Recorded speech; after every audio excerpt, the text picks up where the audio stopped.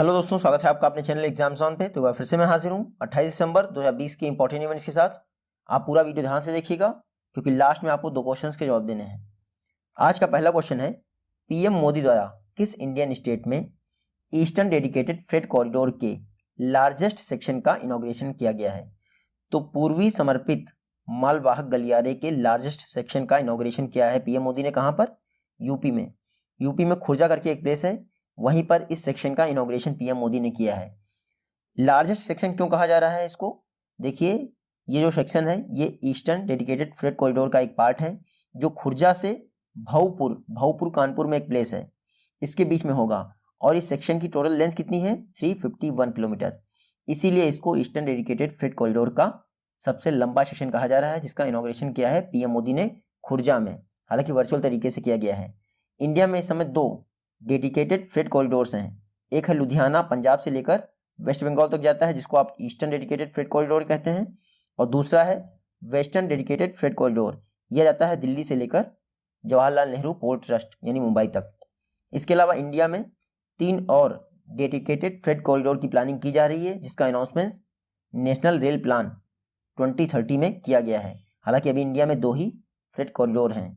Next question है, soft ball federation of India, इसकी नई और फर्स्ट फीमेल प्रेसिडेंट कौन अपॉइंट हुई हैं?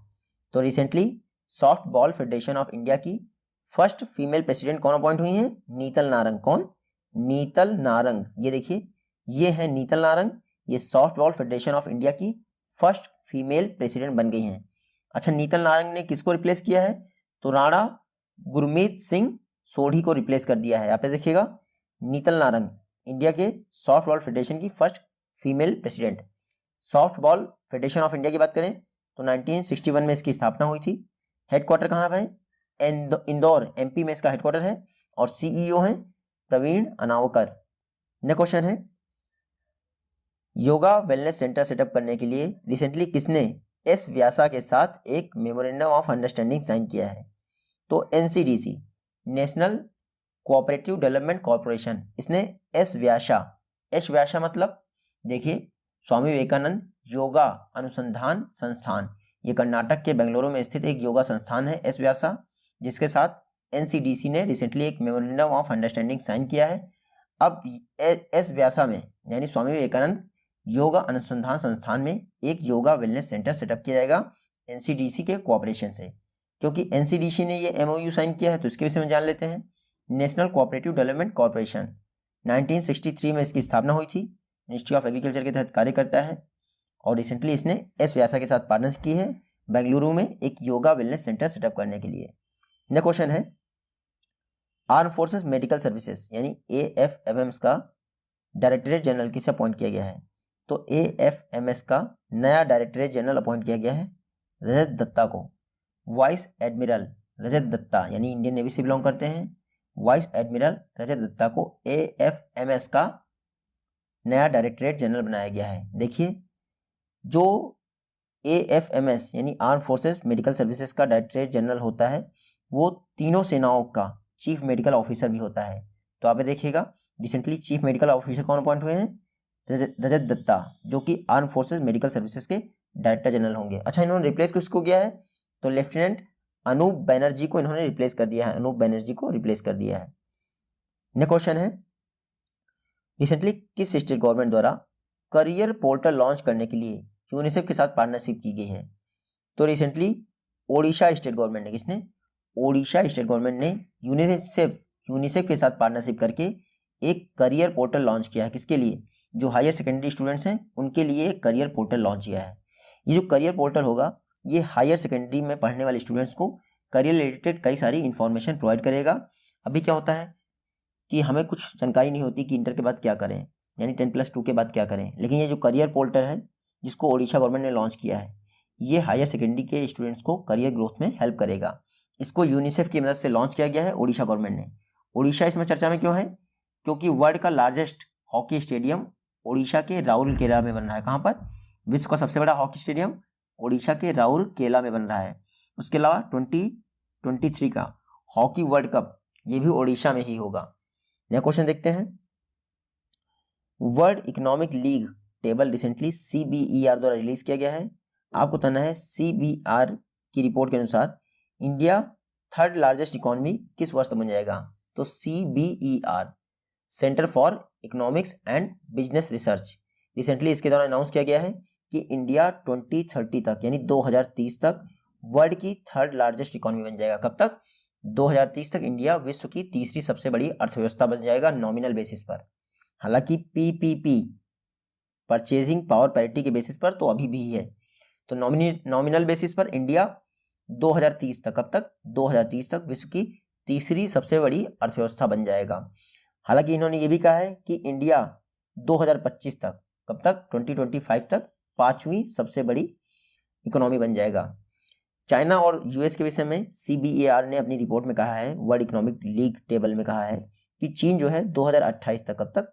2028 तक यूएसए को पीछे छोड़ देगा। तो आप ये भी याद रखिएगा, लंदन बेस्ड एक फर्म है CEBR centre for economics and business research. इसने world economic league table book को रिलीज किया, बुक नहीं रिपोर्ट है ये। नेक्स्ट क्वेश्चन है अटल बिहारी वाजपेयी इन पार्लियामेंट। ये एक फेमस बुक है, आपको बताना है किसने अनवील किया है इसको। तो अटल बिहारी वाजपेयी इन पार्लियामेंट, इस बुक को अनवील किया गया है PM मोदी द्वारा। किसके द्वारा? PM मोदी द्वारा। ये देखिए, ये है PM मोदी जी, पहचान नहीं आ रहे हैं ये PM मोदी ने। ओम बिरला और ये गुलाम नबी आज़ाद, इनके साथ मिलकर prime minister Atal Bihari Vajpayee in parliament, उसके अलावा है द कमोमरेटिव वॉल्यूम, इसको रिलीज किया है रिसेंटली। किसने रिलीज किया? आप याद रखिएगा ना, PM मोदी ने Atal Bihari Vajpayee in parliament book को रिलीज किया है। अटल बिहारी वाजपेयी से रिलेटेड जितनी भी इंसिडेंट है पार्लियामेंट में, उन सभी का कंपाइलेशन इसमें। रिसेंटली अटल बिहारी वाजपेयी जी की 96th बर्थ एनिवर्सरी सेलिब्रेट की गई थी 25 दिसंबर को, जिसे कि हमारे इंडिया में गुड गवर्नेंस डे के रूप में मनाया जाता है। अटल बिहारी वाजपेयी जी 10 बार लोकसभा के सांसद रहे, यानी 50 वर्ष तक लोकसभा के सांसद रहे, और 2 बार राज्यसभा के सांसद रहे, यानी 10 वर्ष। तो 60 वर्ष इन्होंने पार्लियामेंट में ही बिता दिए, कितनी अच्छी बात है। यह क्वेश्चन है 4th इंटरनेशनल फोक लोर फेस्टिवल, यानी चौथा अंतर्राष्ट्रीय लोकगीत त्योहार। तो 4th इंटरनेशनल फोक लोर फेस्टिवल रिसेंटली किस इंडियन सिटी में शुरू किया गया है?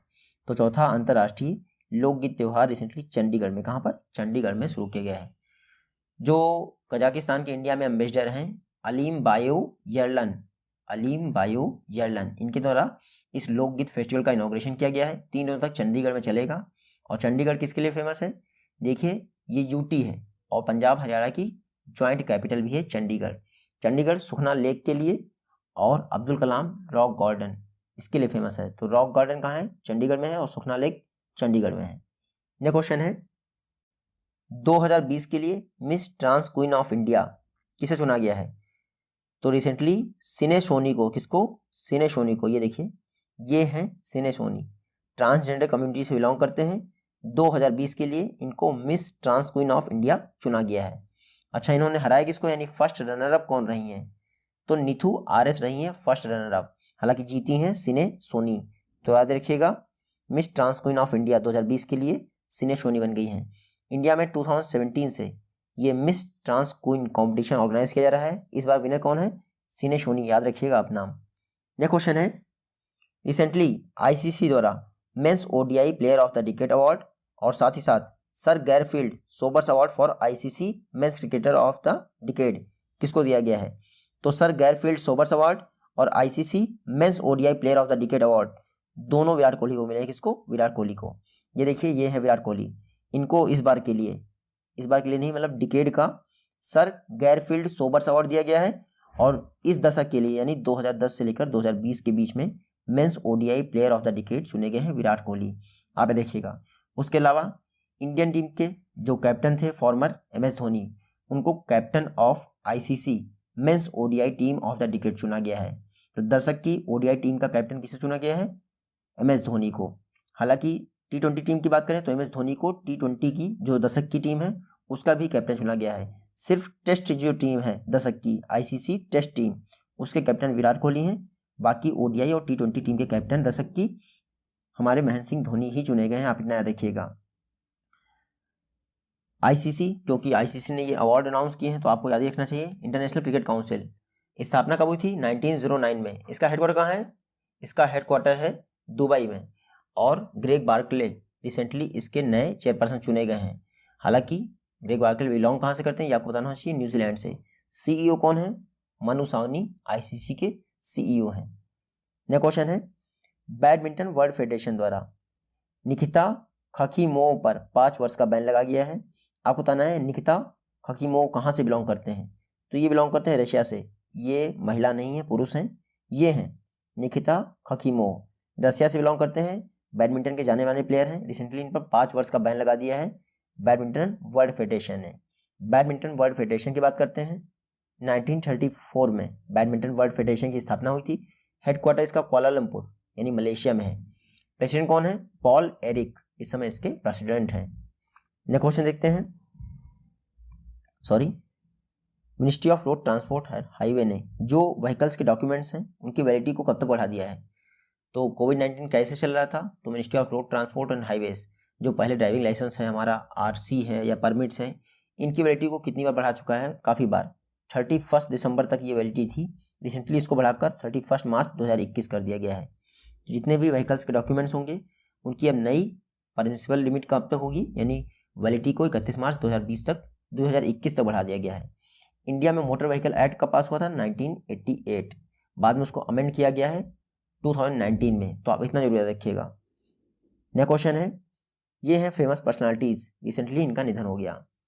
पहले हैं जॉन हुबर, ये हैं जॉन हुबर, प्रोफेशनल रेसलर थे अमेरिका के, जिन्होंने WWE देखा हुआ उनको पता होगा जॉन हुबर कौन है। इनको टैग टीम टाइटल इन्होंने जीता था, हालांकि ये इंपॉर्टेंट नहीं है। दूसरे कौन है? रॉबिन जैकमैन, ये देखिए रॉबिन जैकमैन जो इंग्लैंड की क्रिकेट टीम है उसके जाने माने बॉलर थे रॉबिन जैकमैन, रिसेंटली इनका भी निधन हो गया। नेक्स्ट क्वेश्चन है, धार्मिक जो धर्मांतरण होता है उसको रोकने के लिए किस स्टेट गवर्नमेंट द्वारा धर्म स्वातंत्र्य बिल को पास किया गया है? तो जो धर्मांतरण होता है, हिंदू से मुस्लिम में जाते हैं, मुस्लिम से हिंदू, उसको रोकने के लिए धर्म स्वातंत्र्य बिल एमपी ने पास किया है। किसने? एमपी ने। ये मैप में देखिए मध्य प्रदेश, रिसेंटली मध्य प्रदेश गवर्नमेंट ने धर्म स्वातंत्र्य बिल पास किया है। इसमें कहा गया है यदि कोई महिला से जबरन धर्म अंतराल मतलब कि धर्म चेंज करवाता है, उसका रिलीजियस चेंज करवाता है, तो 10 साल की जेल और 50,000 तक का फाइन देना पड़ेगा। एमपी से क्यों चर्चा में है? क्योंकि एमपी के बांधवगढ़ नेशनल पार्क में या बांधवगढ़ टाइगर रिजर्व में इंडिया की first hot air balloon wildlife safari start की गई है।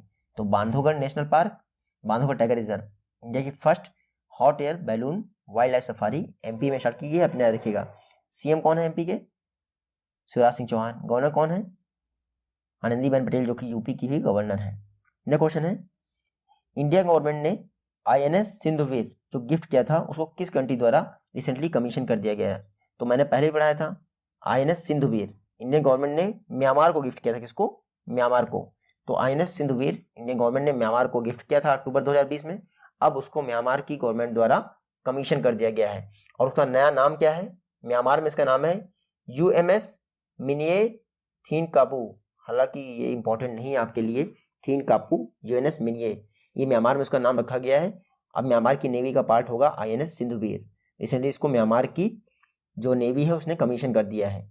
जो आईएनएस सिंधुवीर है ये किलो क्लास सबमरीन है, डीजल इलेक्ट्रिक व्हीकल है, यानी डीजल और इलेक्ट्रिक से चलती है। इंडियन नेवी में 1988 में शामिल की गई थी, यानी कि एक 32 साल हो गए इन्होंने इंडियन नेवी में सर्विस दी है आईएनएस सिंधुवीर ने। अब कहाँ चले गए हैं? अब चली गई हैं ये म्यांमार में। म्यांमार की बात करें तो कैपिटल है नेपिताऊ, करेंसी क्या है? बर्मीज क्यात। प्रेसिडेंट कौन है? Win Myint. आप म्यांमार मैप में देख सकते हैं। नेक्स्ट क्वेश्चन है, ई गवर्नेंस के लिए रिसेंटली डिजिटल इंडिया अवार्ड से किस स्टेट गवर्नमेंट को सम्मानित किया गया है, या फिर डिजिटल इंडिया अवार्ड किस गवर्नमेंट ने जीता है ई गवर्नेंस के लिए? तो ई गवर्नेंस में इनोवेटिव स्टेप्स के लिए डिजिटल इंडिया अवार्ड्स दिया गया है बिहार गवर्नमेंट को। किसको? बिहार गवर्नमेंट को। देखिए बिहार गवर्नमेंट ने कोविड-19 क्राइसिस के दौरान एक बिहार सहायता मोबाइल ऐप लॉन्च किया था, जिसके जरिए लगभग 21 जो वर्कर्स थे उनको लाभ पहुंचा था, जो माइग्रेंट वर्कर्स थे उनको लाभ पहुंचा था। तो इसके लिए इनको डिजिटल इंडिया अवार्ड से सम्मानित किया गया है। आप याद रखिएगा। बिहार आप मैप में देख लीजिए, ये है बिहार। इंडिया का सेकंड ग्लास ब्रिज बिहार में ही बन रहा है। आप याद रखिएगा। फर्स्ट कहाँ बन रहा था? फर्स्ट बना था आपका ऋषिकेश में। बिहार के सीएम कौन है? नीतीश कुमार। गवर्नर कौन है? फागू चौहान। बिहार में टोटल असेंबली सीट्स हैं 243 और बिहार का एकमात्र टाइगर रिजर्व कौन सा है? वाल्मीकि टाइगर रिजर्व, आप नाम याद रखिएगा। नेक्स्ट क्वेश्चन है, ease of doing business reform को कंप्लीट करने वाला इंडिया का छठा स्टेट कौन बन गया है? तो ease of doing business reform को पूरी तरह से कंप्लीट करने वाला इंडिया का छठा स्टेट बन गया है राजस्थान। कौन सा स्टेट बन गया है? राजस्थान इंडिया का छठवां स्टेट बन गया है। इसने ease of doing business reform को पूरी तरह से कंप्लीट कर लिया है। पहला स्टेट कौन बना था? तो पहला स्टेट बना था आंध्र प्रदेश। फर्स्ट स्टेट आंध्र प्रदेश था जिसने ease of doing business reform को कंप्लीट किया था। राजस्थान की बात करें तो राजस्थान में रिसेंटली जो पोखरण रीजन है वहां पर फायरफ्लाई बर्ड डाइवर्टर लॉन्च किया गया है। फायरफ्लाई बर्ड डाइवर्टर, क्यों? ग्रेट इंडियन बस्टर्ड को बचाने के लिए। राजस्थान आप मैप में देख लीजिए। सीएम कौन है? अशोक गहलोत। गवर्नर कौन है यहाँ के? तो कलराज मिश्रा यहाँ के गवर्नर हैं। और ये है आपकी रेड क्लिफ लाइन जो पाकिस्तान और इंडिया को अलग करती है। राजस्थान में कुछ समय पहले ही स्वास्थ्य मित्र अपॉइंट किए गए थे। राजस्थान में स्वास्थ्य मित्र, हरियाणा में किसान मित्र और आंध्र प्रदेश में आरोग्य मित्र। नेक्स्ट क्वेश्चन है, महामना मदन मोहन मालवीय जी, इनको महामना की उपाधि किसके द्वारा दी गई थी? तो मदन मोहन मालवीय जी को महामना की उपाधि दी गई थी रविन्द्रनाथ टैगोर द्वारा। तो गुरु रविन्द्रनाथ टैगोर ने मदन मोहन मालवीय जी को महामना की उपाधि दी थी। अब हम इनके विषय में क्यों डिस्कस कर रहे हैं? क्योंकि 25 दिसंबर यानी गुड गवर्नेंस डे वाले दिन मदन मोहन मालवीय जी की 158th बर्थ एनिवर्सरी सेलिब्रेट की गई थी। तो 158वीं birth anniversary recently Madan Mohan Malviya ji की सेलिब्रेट की गई थी। इंपॉर्टेंट ये है कि 1916 में मदन मोहन मालवीय जी द्वारा बनारस हिंदू विश्वविद्यालय की स्थापना की गई थी। साथ ही साथ इन्होंने हिंदू महासभा की भी स्थापना की थी। तो आप इतना जरूर देखिएगा, 4 बार कांग्रेस के प्रेसिडेंट रहे थे और बनारस से बिलोंग करते थे मदन मोहन मालवीय जी। इनको महामना की उपाधि रविन्द्रनाथ टैगोर जी ने दी थी। यह आज की वीडियो से क्वेश्चन है। आई होप कि आप इन दोनों का जवाब दे पाएंगे। जल्दी ही मिलते हैं आपसे नेक्स्ट वीडियो में। तब तक के लिए take care, goodbye and जय हिंद।